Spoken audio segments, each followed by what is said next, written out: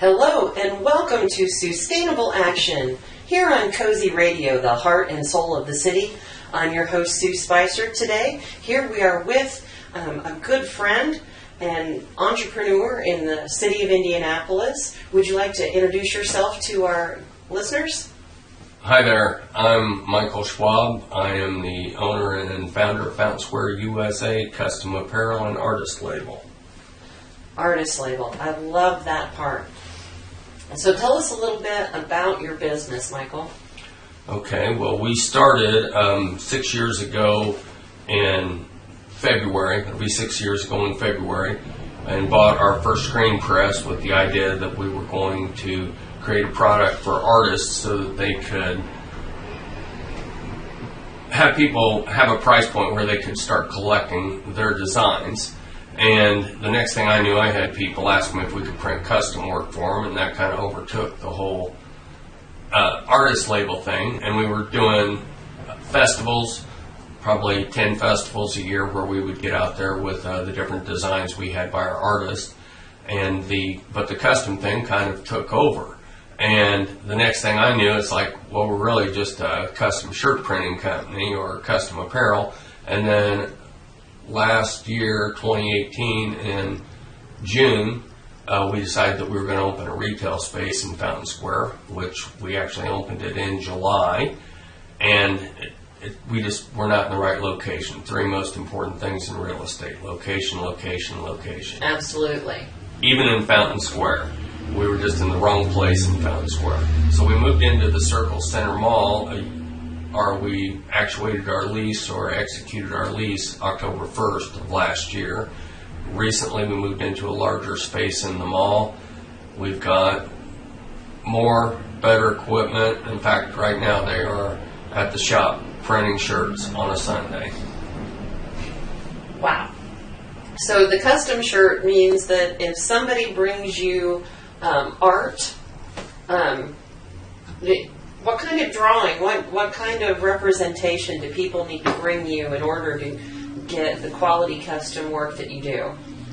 Well, the best thing they can do is give me their art pre-prepared in the size that they want it to be, with in just a high-resolution image.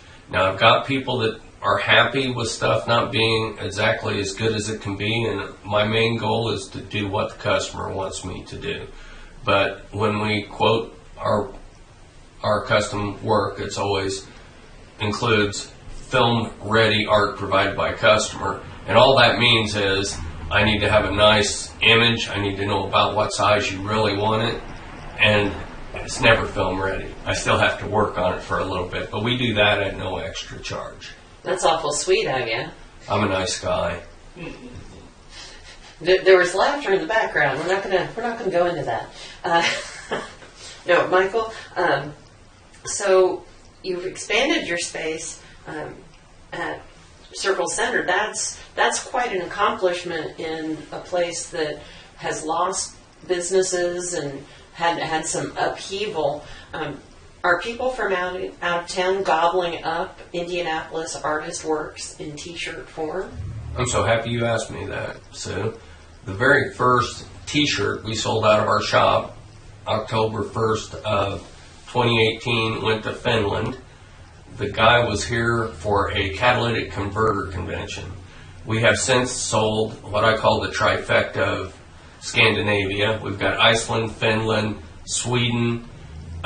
We're yet to get Norway, but we've sold all over Europe, Eastern Europe, from Luxembourg, Germany, all over the UK, Africa. We had a guy from South Africa bought almost $500 worth of shirts to take back with him, and he was here for the International Wastewater Show. So all these wonderful conventions that come into Indianapolis, while they're shopping that Circle Center Mall, they come in and they find your shop. I encourage our listeners who are in Indianapolis to absolutely come by soon. But since we're heard around the world, this is a destination point, folks. Tell us more about the artists, the artwork that is the driver behind these cool shirts? Okay, we have, at this point, we have 30 artists signed to our label. We have 18 that we've been able to actually produce product for. Now, there are some constraints, and I explain this because I've had artists get upset because it took me a while to get their image on product, or they're not seeing what they think. When an artist signs an agreement with us, it's a non-exclusive agreement. They can open a store right next to us, sell their stuff. In fact, I've done festivals just recently where an artist was set up there, and I took all of their designs and their shirts over and gave them a larger percentage for selling their own shirts. I'm really here to promote the artist. However, I am, at this juncture, entirely self-funded. So our resources dictate what we can actually put in the store. We've got over 1,600 shirts in our store right now. We're also doing puzzles, shot glasses, anything that I can put that artist art on. And you're not buying a tchotchke. You are becoming a collector of that art when you buy something from our store. We also have original art there as well, and this month's featured artist was Brenton Farron. Brenton Farron? Yes. Can you describe his work for radio? Radio is the best form for visual art I've found. I would call him a modern impressionist. On the order of Monet, he calls it dribble art. Nice. But it's just, imagine, come in the store, you won't have to imagine it anymore, or come to our YouTube or Instagram channel and you'll be able to see his work. Oh, now that you mention those, why don't you spell those out for people? Where can they find you? You can find us on Instagram /Fountain Square USA. That's fountain like a fountain you drink out of, square like a geometric shape, and USA like the country a lot of us live in. You can put that same moniker behind Facebook, and you can also do that on YouTube. You can search us on YouTube. We've got a YouTube channel. Well, I encourage our listeners to check them out. But let's move on. So at the store, the featured artists will have like paintings on the wall, T-shirts, maybe some of a shot glass or something, a coordinated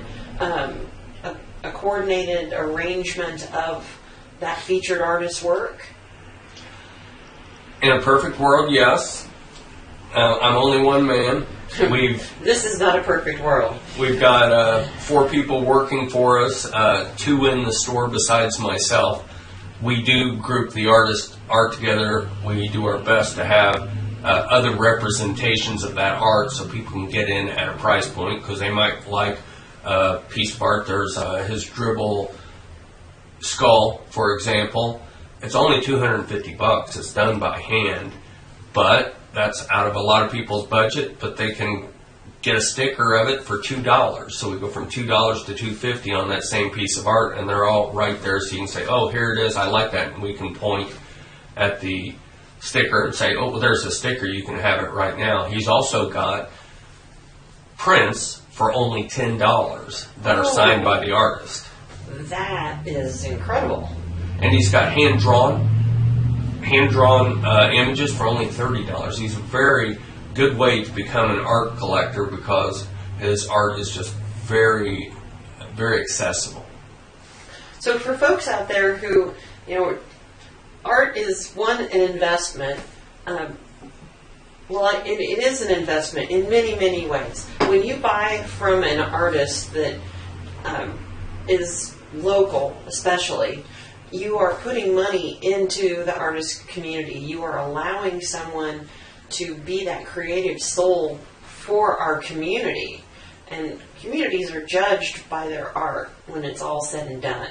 So what a way to make things affordable for us to support him and the other artists at the same time as we are actually supporting them. So do you print the lithographs in your custom shop as well? The prints, the $10 prints that he signs? All of the prints by Brenton he's supplied to me. We do screen print some different images. If it lends itself when we're doing a shirt, we'll also throw some other media on there. We use like a 24-point SBS. It's a nice heavy poster board. It's heavier than most poster boards, so it's a nice image, a nice substrate to print that stuff on. So yeah, we do that, and if they want, we also do dye sublimation and HTV. It all depends on what we're printing on. Okay, so that was like a foreign language to me. The HTV, and so can we break that down into layperson's terms? I can try. Dye sublimation is something that we do when there's poly in a shirt, polyester. So a lot of people like the poly-rich shirt. So if we've got 65% poly, for example, which is a very common blend for sale, 65 poly, 35 cotton, we use a special ink that bonds with that polyester when you bring the temperature up around 400 degrees. The trick is to get the image on and not melt the shirt, which we're very good at. We do the same thing with coffee mugs, shot glasses. Those are all dye sublimation process. The only thing is we can't print white, so it has to be on a light colored shirt. So dye sublimation, is that like the not melting the shirt part? Well, no, the dye sublimation happens when you bring the temperature to about 380 degrees in most cases. The ink, the special ink, will actually chemically bond with the polyester in the shirt, which makes a very soft image. You can't tell the difference between the image and the shirt, and a very permanent image. Once it's there, it's there. That sounds like a magnificent process. I'm glad I understand it a wee bit more. I got the temperature thing. I got the special ink. The word dye sublimation is that word is bugging me. I'm gonna is it because it sounds like you're dyeing, like dye? It's like dye, like you're dyeing wool or dyeing shirts. That's what the dye part is. If you want to learn more about the processes, come to my YouTube channel. Come to Instagram. I take videos. I talk about all the different. We do a lot more processes, subcategories within each of those. Well, that makes me much more happier. So I implore our listeners to Fountain Square USA on YouTube, so you can witness the processes, so you can see the artistry. So what's in store for you next? You just you've grown, and you've grown into the space. Are you going to be hiring more people? Are you seeking more artists? Well, at the time, we'll go backward to the beginning. I'm not seeking more artists. However, I encourage artists to apply, because at some point we will reach a level where we can bring in these different artists that I have right now. They're just kind of in the bullpen, so to speak, waiting to come up. And it's a matter of having an opportunity. I've got the next 4 days, I'm going to be printing like mad, trying to get new designs out there. I've got stuff that's really great, and I just want to have enough time to be able to turn it over. We have scaled so much in the last 6 years. We outsold last year as of August 1st, which we also did that last year, outsold the previous year by August 1st. And August 1st is really our halfway point in the year. So we've doubled our business 2 years running. And those are good numbers. They look good. There's some issues that come with scale. So I'm talking, I got a couple of investors that are interested maybe in becoming a part of what we're doing. We'll just have to see what the future holds. I had no intention of being in a shopping mall last October, and then, or I should say September, and then 10 days later I was in a shopping mall. And now I see it. The Circle Center's been very good because we've sold all over the world. 75% of the people that walk through our doors are from out of state. Sold all over the country, resold over the web to them. We got collectors, and I explained to everyone when they buy a piece, you become a collector. Joy Hernandez gave us these great, she's got astronauts all over Indianapolis. Yes, you buy a does. Joy Hernandez shirt, you get a little card that's a little piece of art in itself with all her contact in it. We are looking to hire right now. In fact, I put out an ad on Kelly through the Kelly School of Business. I'm looking for a paid intern that can be really excited about what we're doing and is willing to work in the beginning for a pay that I can pay. Well, they can. So in other words, you want to give somebody the opportunity to help make themselves more money as you all grow your business. Just like the artist, we make money, they make more money, except they get paid on the face of it too. So, Joy Hernandez, anywhere around the city really that people see a mural type astronaut, that's her, isn't it? Yeah, she's got them all over the city. There's a bunch of different, she's very clever with how she does this. We've got our dancing trio. It's a dabs, floss, and shoot. Very popular design. She also did one that's kind of one of my favorites that I saw. It looked like she'd done it on a wall. That's called Space Race, and it's two astronauts with like little HO race cars. Just very clever with what she does. She's got Astrovision, which is an astronaut sitting on a television, an old school television. She has a wonderful imagination. I've seen her gallery openings before, and was just I'm in awe of her. I met her in a separate section of her life than her art, and then to find that the artist section of her life, it's mind blowing. She runs Full Circle 9 Gallery over at Circle City Industrial Complex. That's where she is now. I've been a little absent from the art scene for a couple of years, working on the slow food movement more than the art side of my life. I'm not an artist, I am an appreciator of art. And I think there's a lot of room for more of me to come in to places like your shop where they can find this affordable connection. So let's repeat for a moment. Where can they find you on the web? On the web, we're at FountainSquareUSA.com. On social media, use the social media and put Fountain Square USA behind it. Just search Fountain Square USA. You'll find us. And you'll see my smiling face there on a lot of stuff. So if you want to see what he looks like, that's the first place you ought to go.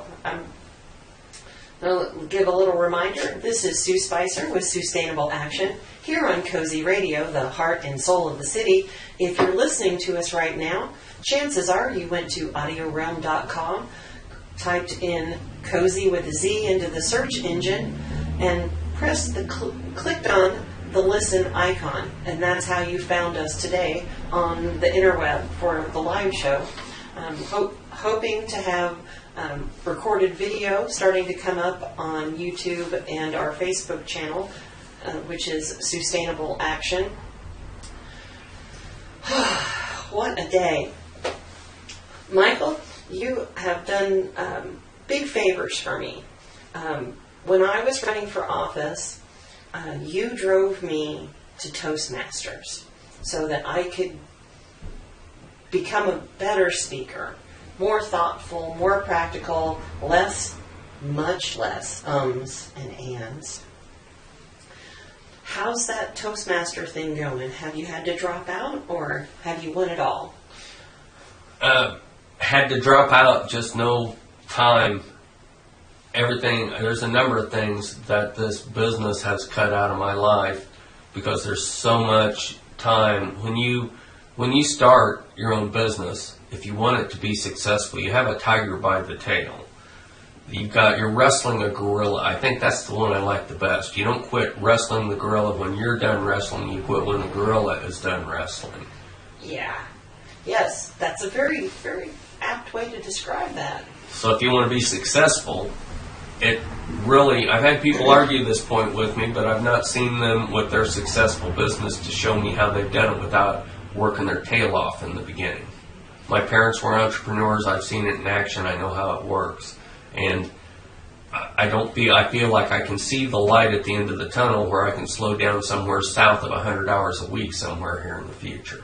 Well, that's why you're looking for that paid intern.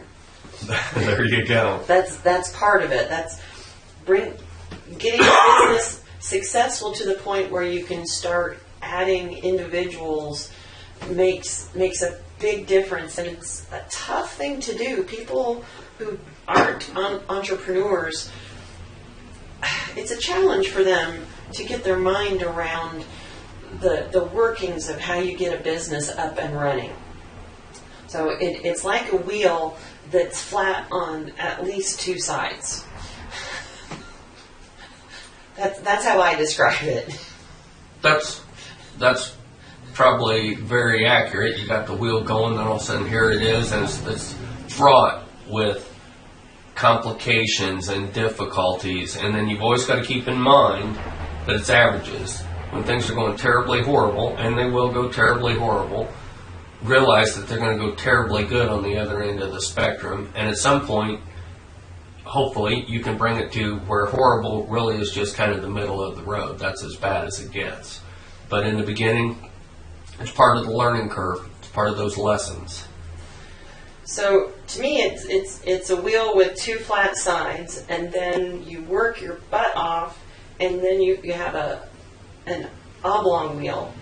So the high points and the low points as you're trucking around it, that not a circle. And then as you build out capacity, it's like the spokes of the wheels push out the oblong shape to where it's actually rolling. So since you're still working about 100 hours a week, I would say you're in oblong wheel form in my paradigm.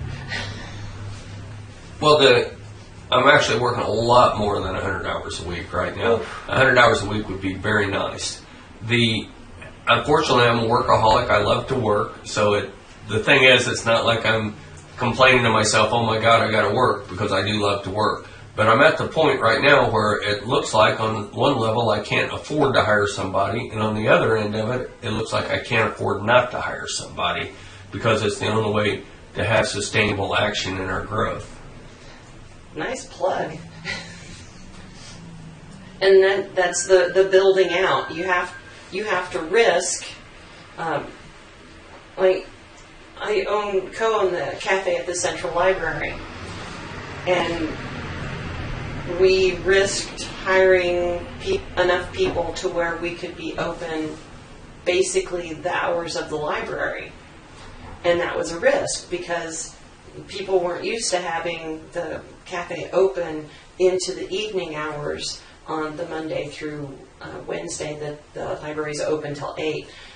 So it was, here we are, we're thinking we might just be throwing money at it with staying open. But fortunately for us, the business has come to support that extra person we hired. But it was a risk, and we knew it was a risk. So business is not for the faint of heart. Working for yourself is not for the faint of heart. And speaking of the Central Library, if you want to see live screen printing in action, we will be there. I believe it's Saturday, December 7th, with the Yelp Totally Bizarre on the main floor doing live screen printing. I encourage everyone to come to the Central Library for the Yelp event. I was going to plug it closer to it, but since you're going to be here, the Yelp event will have like 500 or so on all stages of the library. It's a party, it's art, it's just a great event where people can come and see things for themselves. And I'm so happy to hear you're going to be there on the main floor, on the atrium level. Yes. That's technically the second floor, but that's okay. It's where everybody comes in at. It's where the biggest crowd is there, and you can look down from all the balconies. And they also have great food, a lot of local vendors and great food, local brews, and anything you can imagine there. If you're going to do your Christmas shopping, you can eat, drink, be merry, and get your Christmas shopping done while you're there. And this year, my cafe is going to be open for the event as well, which we haven't been in the past. So you'll be able to get barista-made coffee beverages throughout the evening as well. I like the sound of that. Right? So we've been working in conjunction with the library to help fill the library's needs and be a sustainable business. So live screen printing. So what size machine are you going to be hauling into the library? The physical dimensions, I'm not really sure. I think it's about 8 foot end to end. I got a 4-color press, single station, and what we're going to do is put 4 different images on that press, so you can have your shirt printed, one of 4 special images that we're going to do just for that library event. We may have one that's going to be an extended version, but there will be specialties about that library event or the Yelp event that will make it unique. And have you figured out the price point yet for that for people? The shirts will be $24.95. That's awesome. Printed right in front of you. Printed in front of you. It's not just printed, but screen printed. There's a lot of people that do heat press. We do some of that as well, but we're going to be there with live screen printed ink, dried right there, and away you go. That is just an amazing offering for people. That's amazing. So, special designs, maybe a favorite design, or just all special designs at the library event? Well, if it's a favorite design, I'm going to do something to make it different than other designs. So, all of them will be unique to the Yelp event. Right, even if it's just putting from Yelp Totally Bizarre 2019 at the bottom of it. I've got one design in particular that it's a very good seller. People love to gift it, and it's our Morningwood Coffee T-shirt done by Patrick Viles. The design, he's in the Guinness Book of World Records for the largest paint by number ever in a day.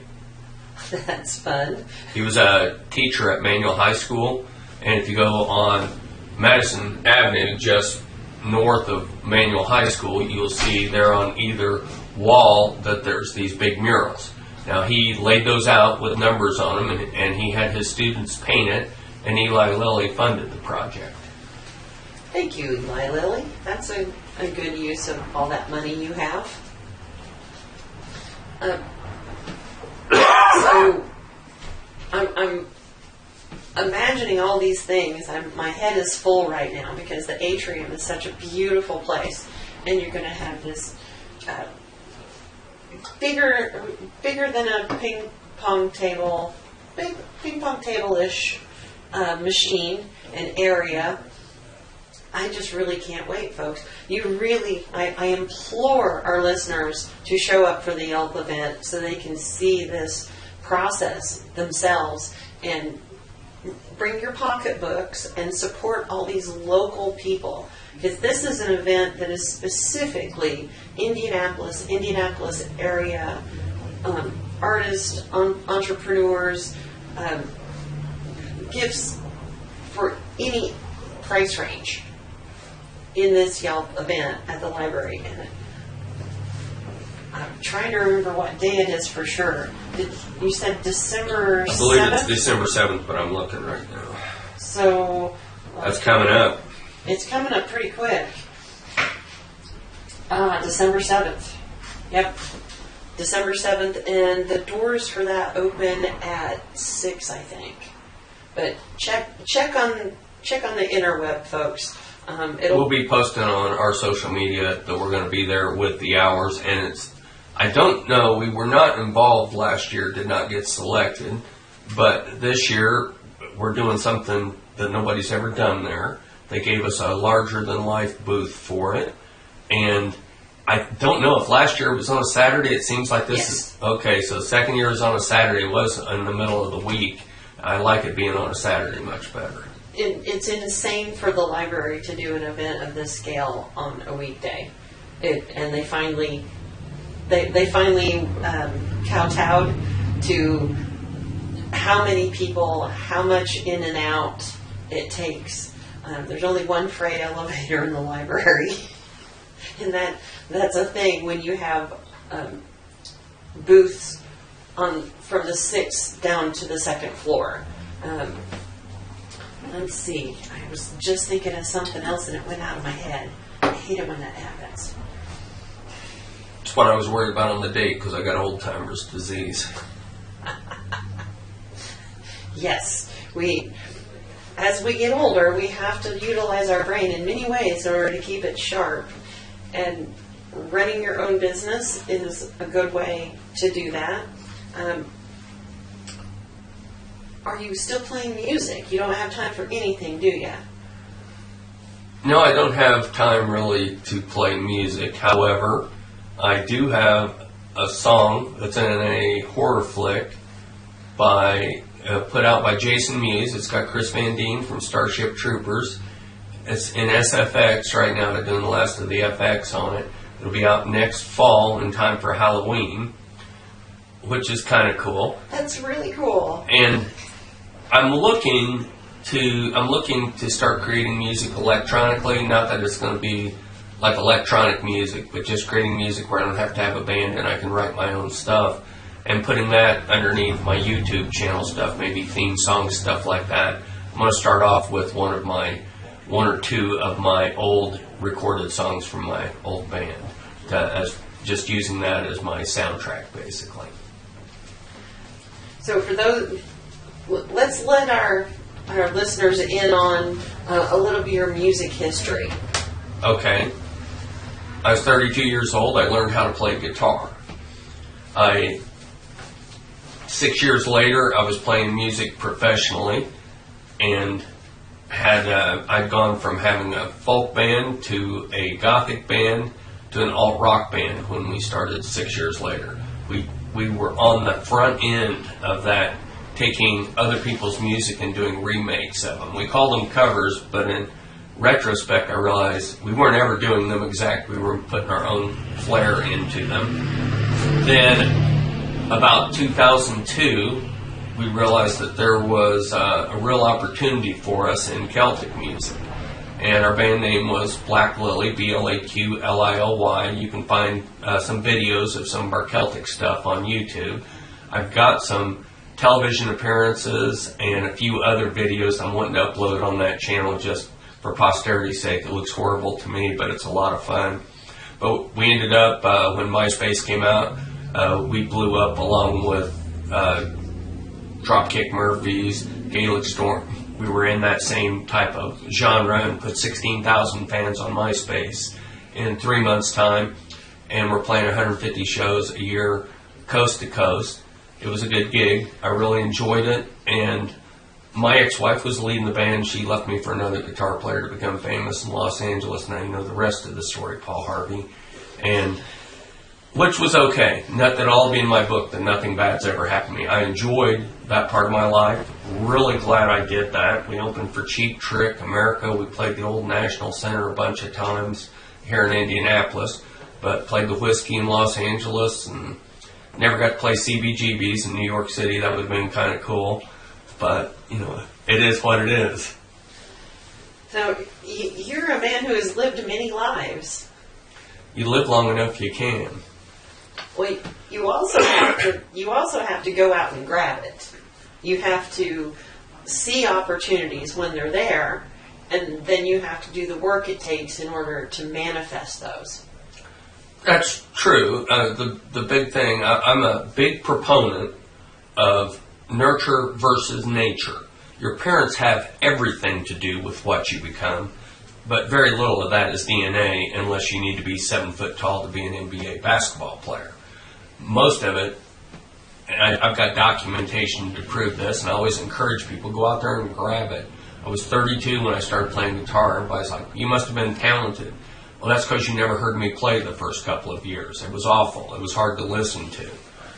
Not for me, but for other people. It's like that kid in the commercial where they're in an elementary school and there's this awful, awful guitar noise, and the people are like, oh, that's really bad. And then at the end, you said, but it's better than last week.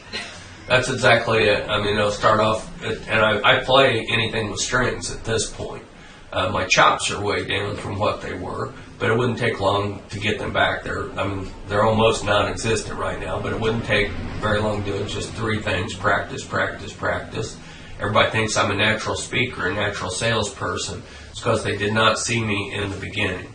And I think this applies to everybody. If you've got something you're passionate about, you want to do it, the first thing you've got to do is go do it. And you don't have to do it in front of a bunch of people, but you've got to sit down and count the cost. What's it going to take to get me where I want to go? And I don't care if you're starting a business. Music is a business. If you're going to make money at music, it's a business. It's got to be run like a business. Yeah, if you want to be, if what you want to do for a living is be a singer-songwriter, that's a business. You got to songwrite all the time. I always tell people I used to be a musician. I'm like, no, I'm still a musician. I just don't get paid to do it anymore. I do tell people I used to be a songwriter, because if you're not writing songs, you're not a songwriter. And when I wrote songs, I did that every day. I see the difference now. So, where in my life I've written maybe a handful of songs, that doesn't make me a songwriter. That makes me somebody who got lucky enough to get have 5 songs they can call their own. You've written songs. I've written songs. You can say, I used to write songs. And I don't remember where I saw that, but it's one of those things, and I can go back to do it. I'm a parody guy. I started out writing, just writing different lyrics to different songs. In fact, I've thought about this as one thing. If I had in my spare time going out and doing karaoke, but never singing the words that go with the actual song. Oh, gosh. Let me know when you're going to go do that. I want to go cheer for you. I was in Nashville this has been several years ago, and I got up these kids. They come into our booth. I was in the music industry, so they come into our booth and invite us to this show.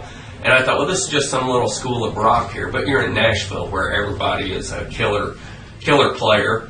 So I didn't really think much about it, and I'm sitting there with all the guys I work with, and these kids get up there and say, hey, does anybody out there know how to sing Folsom Prison? And this had been shortly after the breakup of my band, and we used to do Folsom Prison. So I said, well, I can do it, raised my hand, and everybody's laughing at me at my work because they know who these kids are, and I don't have any ideas. Brad Whitford's kid, he's the other kid, the rhythm guitar player in Aerosmith, it was his kid. And I get up there, and everything's fine going through the first verse, and I forgot the second verse. So I sang the words to Pinball Wizard. It came off great, and Brad Whitford's kid comes up after and goes, Mister, that was great. I never saw that coming. Neither did I. Folsom Prison and Pinball Wizard. Is there audio of that? Is that recorded somewhere that we can? No, it's not recorded. But ever since I was a young boy, I played that silver ball from Soho down to Brighton, and I must have played them all. And they ain't seen nothing like 'em. Boom, boom, boom. That's how it goes. That is brilliant. That is brilliant. You really have a way of thinking on your feet. Have you trained yourself to do that? Again, you do it. Anything that you want to become competent at, you have to do again and again and again. Nobody steps out of their mother's womb knowing how to do public speaking, sales, write music, play guitar. It takes work. In fact, when people come into the store and tell me how talented an artist is, I tell them, I hate to call them talented because they work very hard to be that talented. It isn't something they just knew how to do. And I have some examples of some of my early collectible stuff that the artist has improved since then. I thought they were great when they started, and they weren't necessarily in the beginning.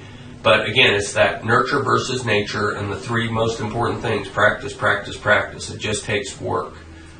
And that's why if you want to call yourself a songwriter, you have to write songs every day. If you want to call yourself a writer, you have to write something every day. If you want to be a small business owner, you have to work at that every day, one way or another. Or at least set yourself, small business owners, you get to a point where you can set yourself up for days off. But it's still in my head.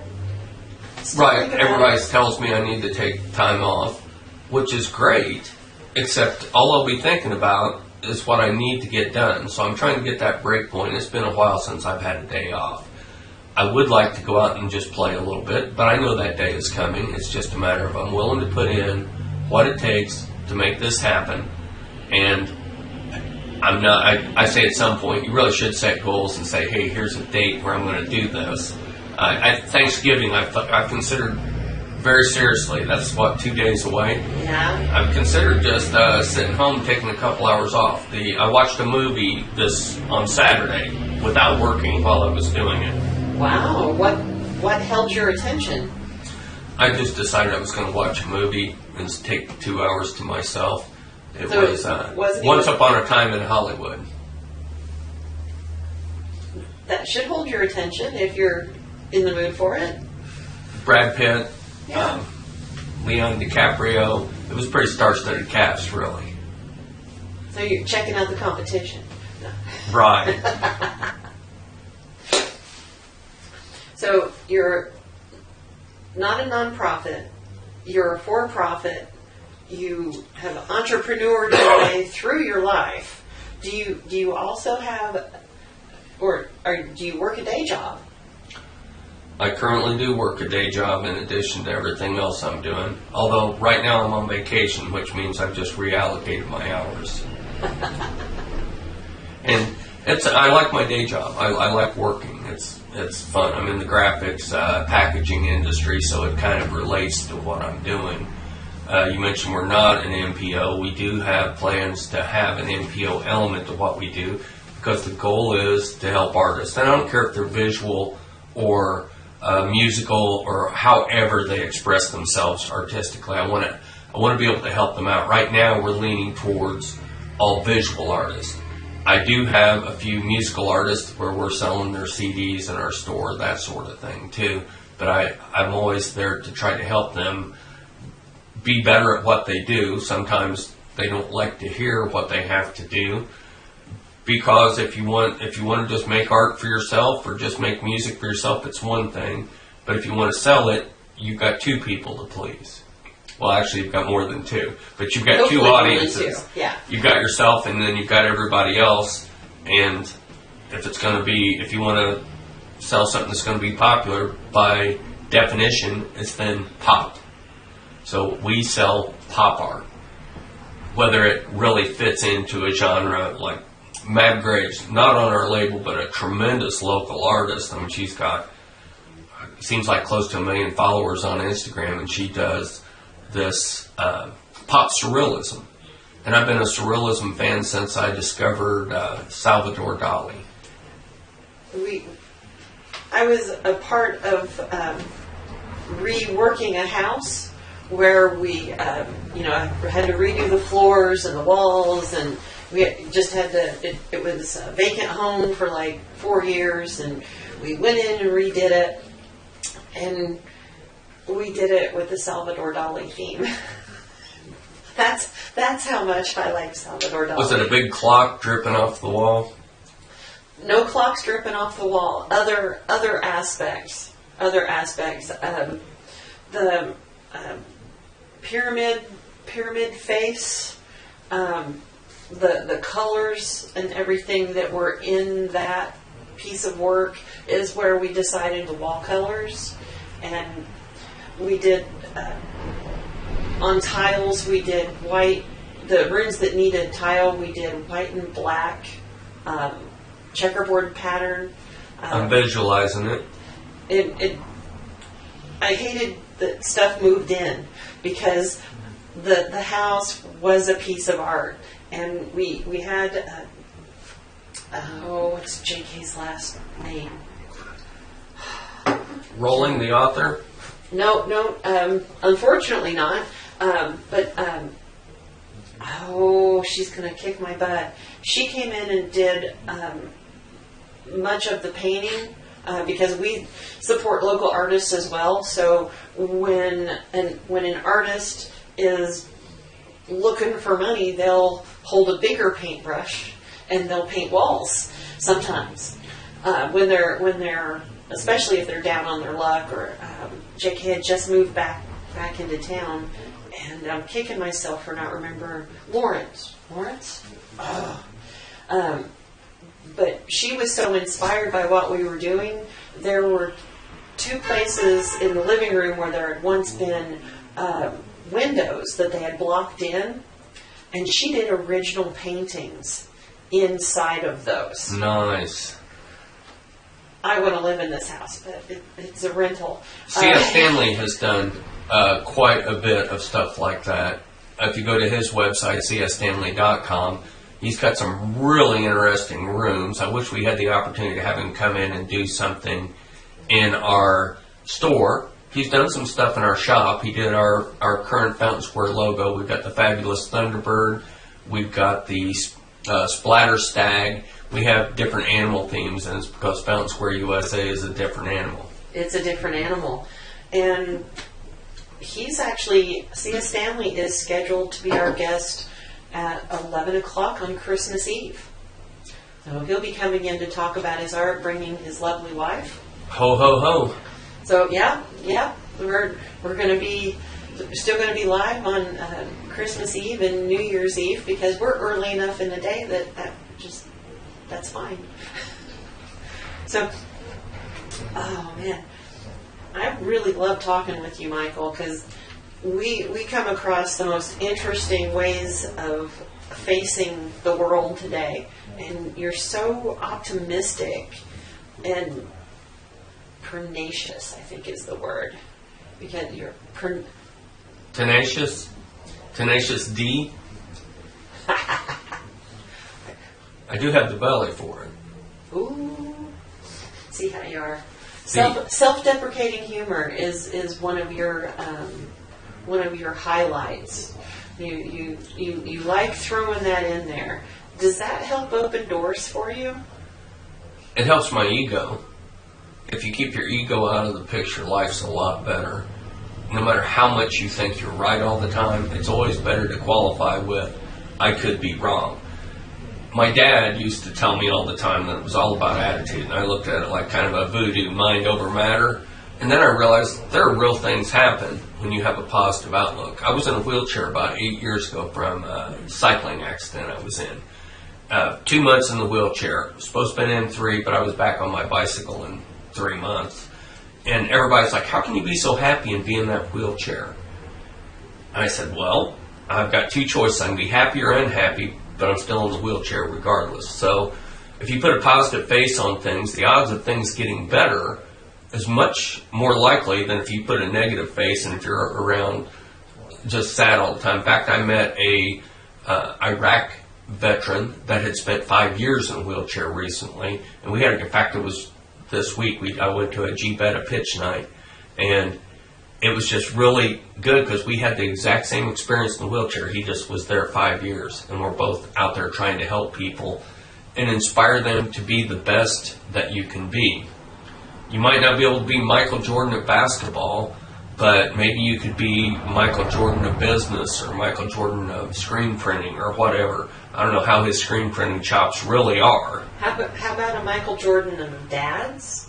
You know, sure. A husband, a wife. There's a lot of things you can aspire to be the best of. That whether you're going to get paid for it or not, but attitude does mean a lot. Well, and absolutely, whether you're going to be the best or not, there's a lot of people out there. You know, I do have plans for world conquest and domination, but that aside, what I know I can do is I can be the best that I can be, and I use this continual improvement approach. Doesn't matter how long you've been doing something, you can always be just a little bit better. You need to listen to people, because no matter how dumb what they're saying really is, or how unrealistic or not understanding the situation, you can always eat the fruit and spit out the seeds. Some people are kiwi fruit and other people are seedless watermelon. I get that. listeners, I hope you get that too. I said kiwi, I meant pomegranate.